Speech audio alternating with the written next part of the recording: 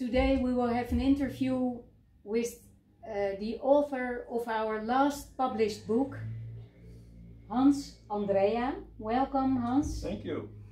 And my name is Doride Zelle, and I'm working for the edit company Morgenster. And Morgenster is an imprint of Rozekruis Pers.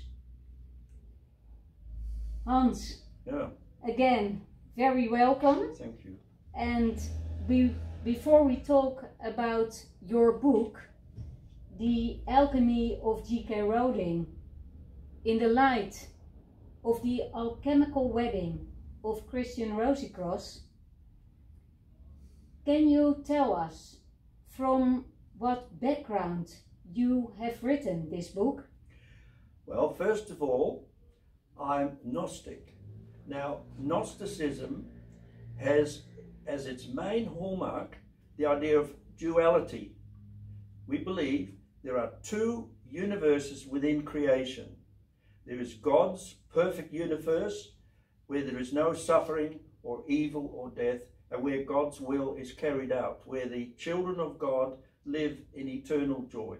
And there is this universe, which is full of pain and death and suffering, and which is finite and which is temporary. And the idea of Gnosticism is that there is a method of leaving this universe and returning to the kingdom of God. Secondly, I'm a Rosicrucian. Now, the most important symbols to the Rosicrucians are the rose and the cross. And we begin with a white rosebud that is closed, but the idea is that it opens up and it grows into a beautiful white rose, and then it becomes a red rose, and finally it ends up a golden rose.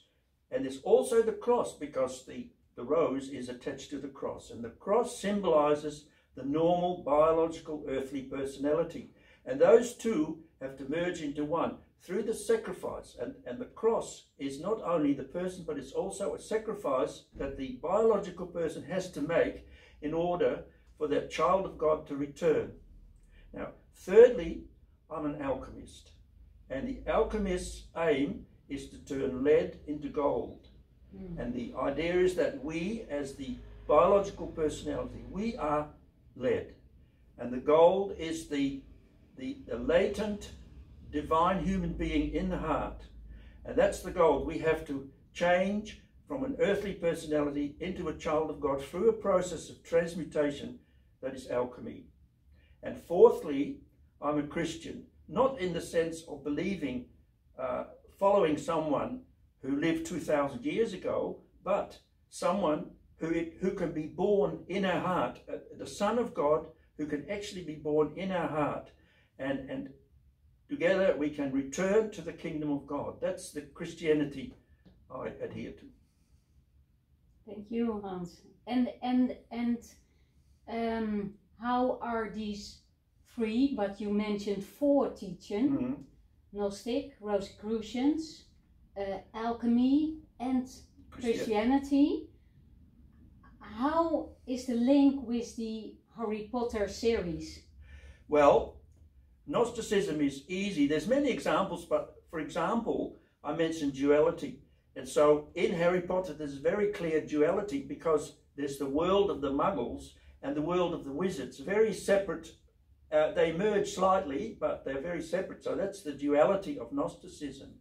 The Rosicrucian is very clear, because there are enormous numbers of parallels, similarities between Harry Potter and the alchemical wedding. So there's a link to Rosicrucianism there, because it's the alchemical wedding of Christiaan Rozenkruis. It's important.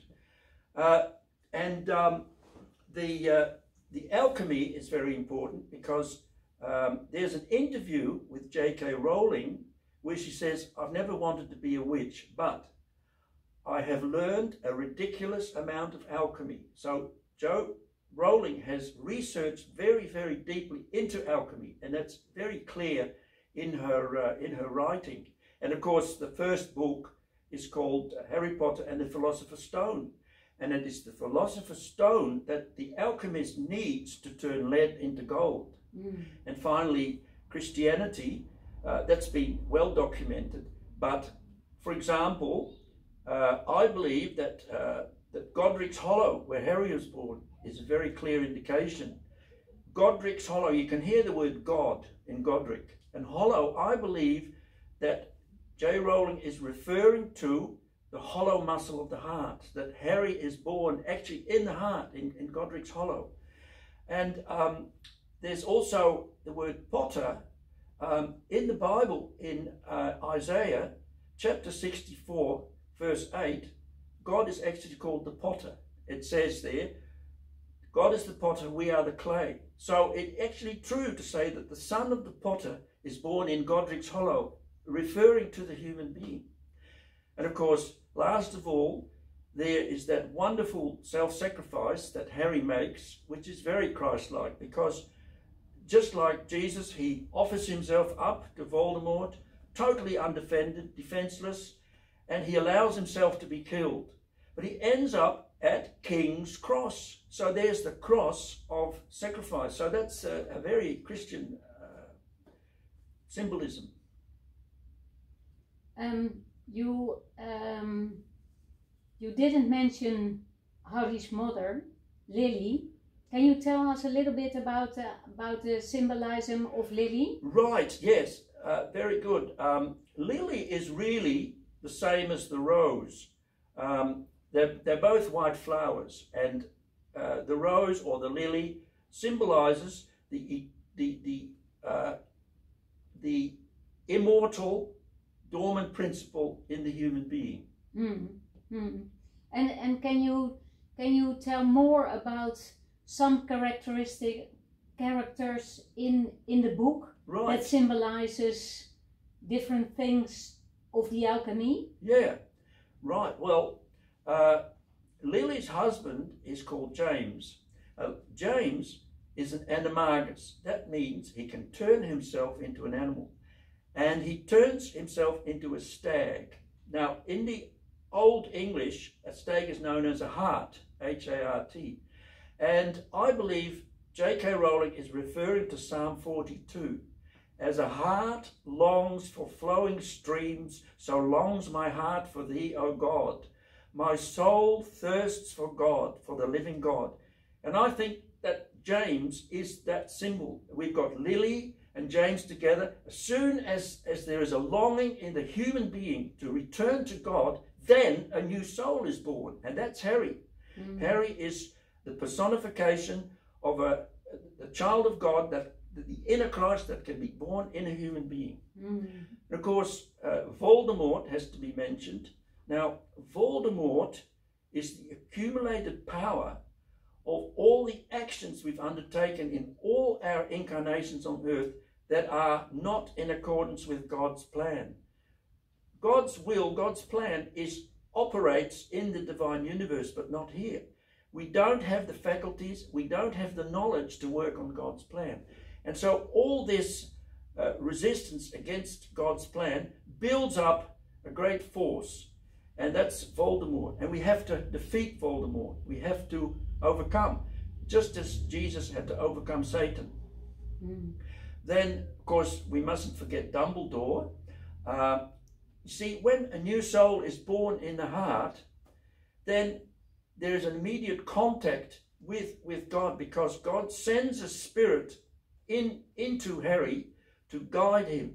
And that is a hallowing spirit, a healing spirit that brings the soul back to him. But all that process of transmutation, as you know from the book, Dumbledore is always behind Harry, in the background, organizing things for him, secretly telling him things and encouraging him. And that's what happens in the person, in the alchemist, when he goes back to God. There's that healing spirit that comes to help him. And I should mention also Hermione. Now, Hermione is the female form of the name Hermes. Hermes is the Greek messenger of the gods in the Greek mythology. And we know him in Roman mythology as Mercury. And so the idea is that once that new soul is born, there is also something that happens in the mind. A consciousness develops that helps the person to understand what to do.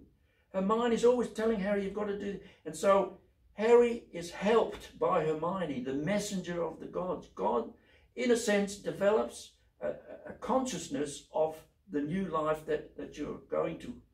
And finally, Ron, his real name is Ronald Bilious Weasley. Now, bilious is a word that means you are feeling sick in the stomach. And that's because there's an overdose of bile. Now, bile is produced by the liver. So it's the liver coming into Ron's name, Ron Liver Weasley. Now, it just so happens that the liver to the alchemists is the basis of the normal biological human being. This area around the abdomen, the liver, the pancreas, the solar plexus, the spleen, they are the organs, we believe, that the normal biological person has his basis. So that's the characters. How does the 7-part narrative of Harry Potter symbolize the processes of alchemy? Well, the 7 parts of alchemy symbolize the 7-fold process of transmutation, of turning lead into gold. Each part symbolizes the freeing of a chain that chains the normal biological human being to this world, as my book explains clearly. And what motivated you to write a book like this? Well, when the new soul is born, it begins like a little star in the sky, like the Star of Bethlehem, far away. But if you surrender to this process, if you go through this process, then that star becomes brighter and brighter until it becomes a bright star. And you might say to yourself, oh good, you can sunbathe in that nice bright sun in your heart. But it doesn't work like that, because if you relax and enjoy that feeling in your heart, it goes away. There's clouds come around it and it goes away.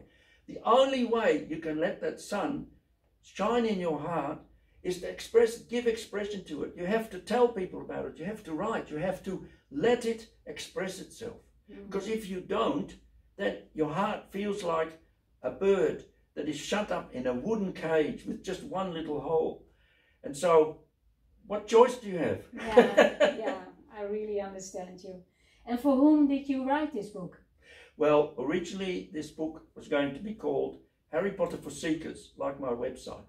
But the publisher said that Harry Potter is a trademark and we couldn't use that.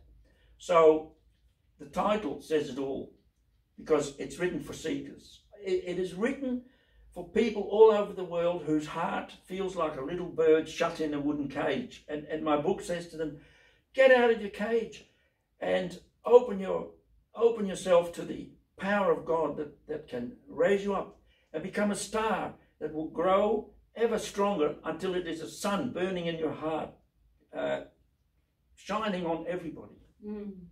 Hans, thank you so much for this interesting interview.